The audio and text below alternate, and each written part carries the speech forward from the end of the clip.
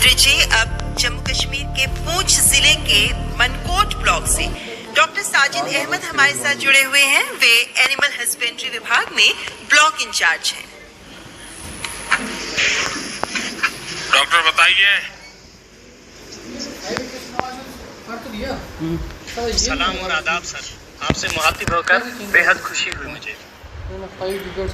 क्या शुभ नाम डॉक्टर आपका? सर मेरा नाम डॉक्टर साजिद अहमद है। मैं officer incharge animal husbandry Mankot से।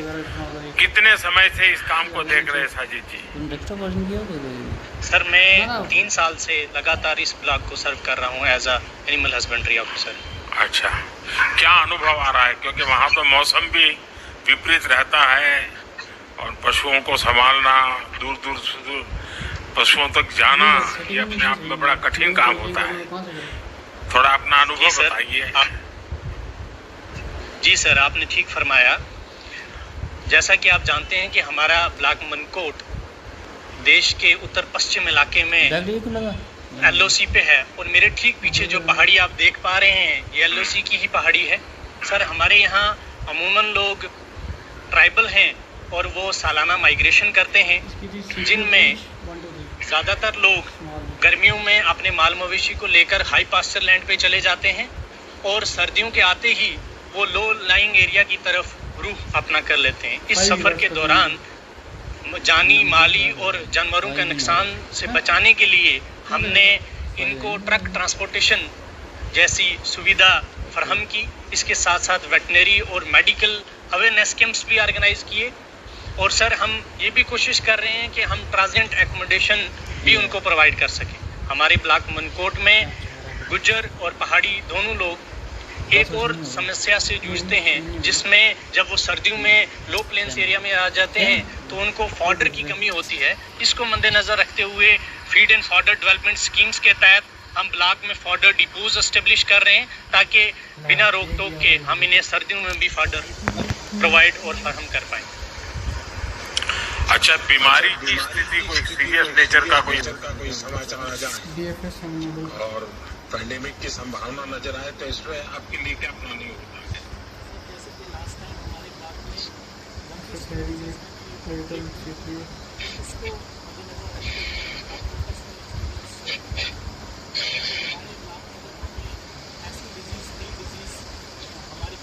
ये मेरे ख्याल से नहीं होगा ना क्या? एनेबल तो किया बट सरकार के सहयोग से, लोगों के सहयोग से, यहाँ के PRI और सरपंच DDC इन सब से मिला के लोगों को अवेयरनेस जगह पहुँचाई। अवेयरनेस कैंप ऑर्गेनाइज किए, उनको एक वायरल डिजीज उसको टैकल करने के लिए हमें ट्रीटमेंट से ज़्यादा अवेयरनेस और इसके फैलाव को रोकने के लिए कोशिश करनी है। हमें ज़्यादा से ज़्यादा अवेयरनेस प्रोवाइड की साजिद, आपको कॉलेज में जो पढ़ाया जाता है और आज जब आप फील्ड में काम कर रहे हो और आपके 2-3 साल हैं इस काम में, तो एक थोड़ा उत्साह उमंग भी बहुत होगा, लेकिन फिर भी जो क्लासरूम में पढ़ते हैं और फील्ड में जाकर के देखते हैं बहुत नई नई चैलेंजेस आती है। क्या अंतर अनुभव करते हैं आप? सर आपने ठीक फरमाया कि कॉलेज की जो पढ़ाई है और फील्ड का जो एक्सपीरियंस है उसमें बड़ा अंतर है। जैसे हमें कॉलेज में पढ़ाया गया कि विदेशी ब्रीड ही अच्छी दूध की पैदावार करती हैं और उन्हीं को सालों से हम आर्टिफिशियल इंसेमिनेशन में तरजीह दे रहे हैं। पर मैंने यहाँ ब्लॉक मनकोट में आके ये पाया कि हमारी बहुत सी लोकल इंडिजीनियस ब्रीड जो इस क्लाइमेटिक कंडीशन के हिसाब से बहुत अच्छे से परफॉर्म कर सकती हैं और सिर्फ better adaptation, high milk yielding के साथ साथ वो डिजीज़ रेजिस्टेंट भी हैं। बहुत सारी डिजीज़ जो लोकल हैं उनसे के लिए भी रेजिस्टेंट है। तो हम एस्पिरेशनल ब्लॉक डेवलपमेंट के प्रोग्राम के तहत और nationwide artificial insemination program के अंडर हम जो लोकल हाई इंडिजीनियस ब्रीड हैं उनको प्रेफर कर रहे हैं, उनको प्रमोट कर रहे हैं और जो हमारा राष्ट्रीय ग्लोबल मिशन है उसको इम्प्लीमेंट कराने की कोशिश में लगे। सजीद जी, एक तो यहाँ वेदर का बहुत बड़ा प्रॉब्लम रहता है, काफी ठंड रहती है। जब बर्फ, वैसे बर्फ का जम्मू पार्ट में तो थोड़ा कम रहता है लेकिन उधर तो बहुत रहता है। उस पशु पालन के काम में जो हमारे गुजर भाई बहन हैं उनको बहुत सारी दिक्कतें आती होगी।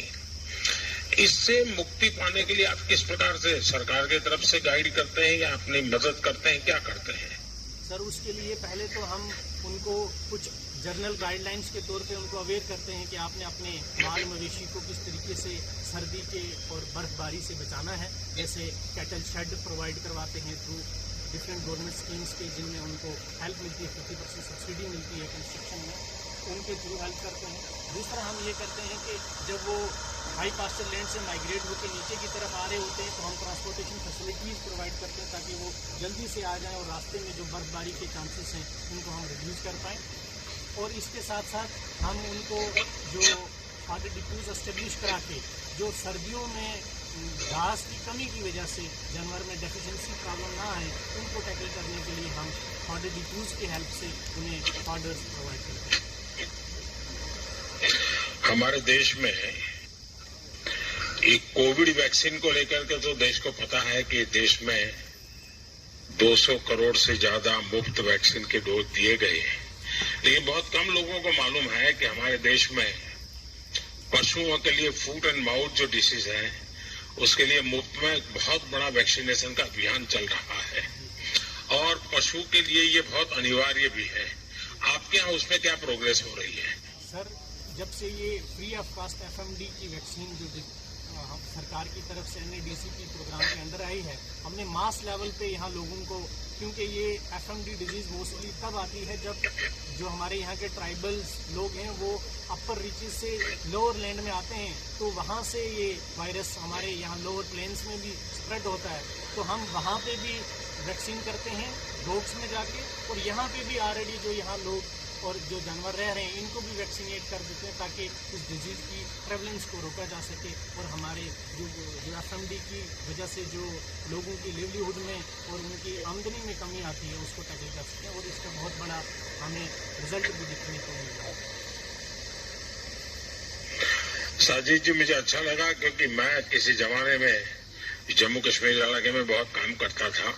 ये आपके मनकोटे में भी मैं काफी भ्रमण कर चुका हूँ। गुजर परिवारों से मेरा नाता भी बहुत रहता था क्योंकि मेरे कच्छ के लोग और गुजर परिवार पहनाव वगैरह सब में बहुत सिमिलैरिटी लगती थी मुझे, एक अपनापन महसूस होता था। लेकिन इस दुर्गम क्षेत्र में आप काम कर रहे हैं, मैं आपको बधाई देता हूँ। आइए, और कौन है अभी? माननीय प्रधानमंत्री हमारे पैनल में हम आपको जहाँ के जिले नॉर्थ